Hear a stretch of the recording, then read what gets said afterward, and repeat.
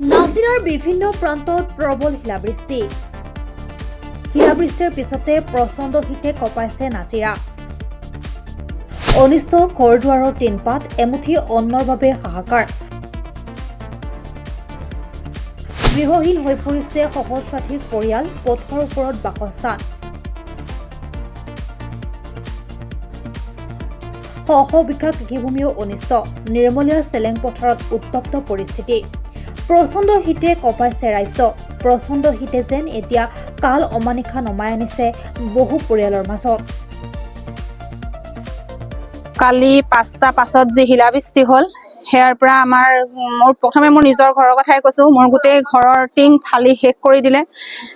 গৰম কাপোৰ যিমানবোৰ আছিলে সেয়াও নষ্ট হ'ল, খোৱা খাদ্য যি আছিলে সেয়াও নষ্ট হ'ল, পিন্ধা কাপোৰ কানি নষ্ট হ'ল, আচবাববিলাকো নষ্ট হ'ল।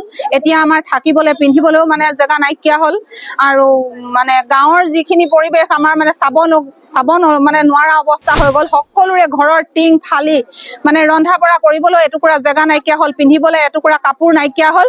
সেয়ে মই আপোনালোকৰ থোৰেদি আৰু খেতি পথাৰ নষ্ট হ'ল, যিসকলে শস্য চাপৰি কৰিছিলে সেইসকলৰ চাপৰি তেনেকুৱা হৈছে।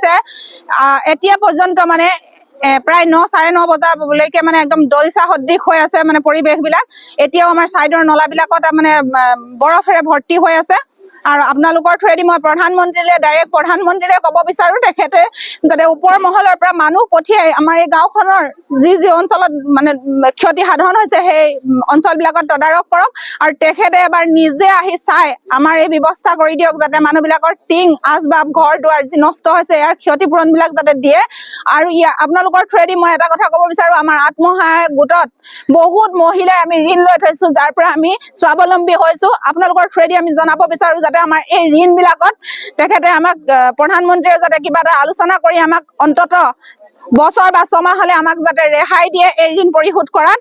মই আপোনালোকৰ থ্ৰুৱেদি এইটোকে জনাব বিচাৰিছোঁ, কাৰণ আমি ঘৰ দুৱাৰে বনাম নে আচবাবে কিনিম নে কাপোৰ কানিয়ে কিনিম নে ল'ৰা ছোৱালীৰ কিতাপ ফলিয়ে কিনিম, কি কৰিম বিমূৰ। গোটেই ৰাতি আমি হোৱা নাই।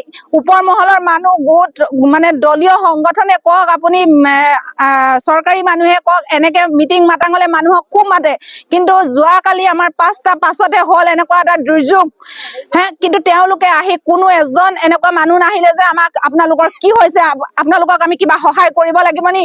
প্ৰতিনিধিসকলো নাই আৰু আপোনাৰ যিসকল আমাৰ বিষয়ববীয়া তেওঁলোকো নাইতো নাই। আমাৰ প্ৰশাসনো আমাক প্ৰটেকশ্যন দিবলৈ অহা নাই। সেইকাৰণে আমি আপোনালোকৰ থ্ৰুৱেদি জনাওঁ যাতে আমাৰ যদি কিবা ভুল হৈছে তেওঁলোকে আমাক জনাওক, আমি কি ভুল কৰিছোঁ, যে আমাক তেনেকুৱা এটা সহায় কৰিবলৈ তেওঁলোকে কিয় আগবাঢ়ি অহা নাই। সেইকাৰণে আমি ভাবোঁ যদি আমাৰ ভুল হৈছে আমি সেই ভুলবিলাক শুধৰাম, আৰু তেওঁলোকৰ যদি ভুল হৈছে তেওঁলোকে সেইবিলাক শুধৰণি কৰি আমাক সহায় কৰক। ৰাইজ কেলে বা প্ৰশাসন কেলে, সেই আপোনালোকৰ থ্ৰুৱেদি আমি এইখিনি কথাই আপোনালোকক জনাব বিচাৰিছোঁ, যাতে আমাৰ যি ক্ষতিপূৰণ হ'ল আৰু প্ৰধানমন্ত্ৰীয়ে এই বস্তুটো তেওঁ নিজৰ হাতত ৰাখি এই বস্তুটো তদন্ত কৰক, কৰি আমাক যি ক্ষতিপূৰণ হ'ল সেয়া দিয়ক। আৰু বিশেষকে আজিৰ ভিতৰতে মই প্ৰধানমন্ত্ৰী ডাঙৰীয়া এই কথাটো ক'ব বিচাৰোঁ, যি আমাৰ গৰম কাপোৰ মানুহবিলাকৰ নাইকিয়া হ'ল, ল'ৰা ছোৱালীক পিন্ধাবলৈ কাপোৰ কানি নাইকিয়া হ'ল, কেঁচুৱা আছে মানুহৰ ঘৰে ঘৰে, এখন গাত ল'বলৈ কম্বল নাইকিয়া হ'ল, এখন আঁঠুৱা, গৰম কাপোৰ, পিন্ধা কাপোৰ, খাদ্য সামগ্ৰী যি অনাটন হৈ গ'ল, আমাৰ যি দুৰ্ভিক্ষাই দেখা দিয়া নিচিনা হৈছে এতিয়া আমাৰ পৰিস্থিতি, সেয়া তেখেতে অতি সোনকালে আমাক ইয়াৰ ব্যৱস্থা কৰি দিয়ক। বুধবাৰে সন্ধিয়া নাজিৰাৰ বিভিন্ন প্ৰান্তত হঠাৎ অহা এজাক প্ৰবল শিলাবৃষ্টিৰ ফলত যেন থানবান হৈ গ'ল বহুতৰে সপোন। প্ৰবল শিলাবৃষ্টিত নাজিৰাৰ বিভিন্ন এলেকাত এতিয়া প্ৰচণ্ড শীতে কঁপোৱাৰ সমান্তৰালকৈ ঘৰ-দুৱাৰৰ টিনপাত অনিষ্ট হোৱাৰ সমান্তৰালকৈ ভঁৰালৰ ধান আনিবলৈ ধাননি পথাৰত থকা ধাননিৰ দ্বাৰা শ বিঘা কৃষিভূমিও অনিষ্ট কৰে এই প্ৰবল শিলাবৃষ্টিয়ে।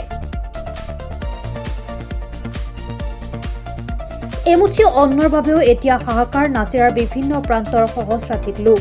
গৃহহীন হৈ পৰিছে সহস্ৰাধিক লোক। প্ৰচণ্ড শীতৰ মাজতে পথৰ ওপৰতে এতিয়া গৃহহীন লোকসকলে কৰিবলগীয়া হৈছে বাসস্থান। নাজিৰাৰ নিৰ্মলীয়া চেলেং পথাৰত সহস্ৰাধিক ভুক্তভোগী পৰিয়ালে সৃষ্টি কৰে এক উত্তপ্ত পৰিস্থিতিৰো, কিয়নো কোনো চৰকাৰৰ জনপ্ৰতিনিধি লোক তেওঁলোকৰ কাষত থিয় নোহোৱা ক্ষোভিত হৈ পৰে সাধাৰণ ৰাইজ তথা ভুক্তভোগী পৰিয়াল। নাজিৰাৰ গেলেকী, মেকিপুৰ, হাতীপতি, চকীমুখ, লক্ষ্মীজান, বিহুবৰ, সুন্দৰ পুখুৰী, সেনৰ আলি, বাউলী মৈদাম, চন্তককে আদি কৰি বিভিন্ন এলেকাত হোৱা এই প্ৰবল বৃষ্টিপাতৰ ফলত আৰ্তনাদৰ সন্মুখীন হোৱা ভুক্তভোগী এইসমূহ পৰিয়ালে এতিয়া চৰকাৰ জনপ্ৰতিনিধিৰ পৰা বিচাৰিছে সহায়ৰ হাত। নাজিৰাৰ পৰা Zulfikar Ali report, Pratah time digital. Movewell plus physiotherapy wellness and rehabilitation centre. দক্ষিণ কামৰূপৰ ব্যৱসায়িক প্ৰাণকেন্দ্ৰ বিজয়নগৰৰ লগত VIP চকত থকা দুয়োখন ক্লিনিক বৰ্তমান 15 বছৰৰ ওপৰত অভিজ্ঞতা থকা ডক্টৰ পল্লৱীনাথৰ তত্বাৱধানত চলি আছে। এই ফিজিঅথেৰাপি চেণ্টাৰ দুটাত বৰ্তমান অভিজ্ঞ ডক্টৰৰ দ্বাৰা যিকোনো জটিল ফিজিঅথেৰাপি চিকিৎসাৰ লগতে যিকোনো ৰোগীৰ ঘৰলৈ গৈ চিকিৎসা সেৱাৰ সুব্যৱস্থাও ৰাখিছে। আপোনাৰ অঞ্চলৰ যিকোনো ধৰণৰ ফিজিঅথেৰাপি চিকিৎসাৰ বাবে Movewell plus physiotherapy and sports injury ক্লিনিকৰ লগত যোগাযোগ কৰক। যোগাযোগ নম্বৰ 8011744696 অথবা 8724053783।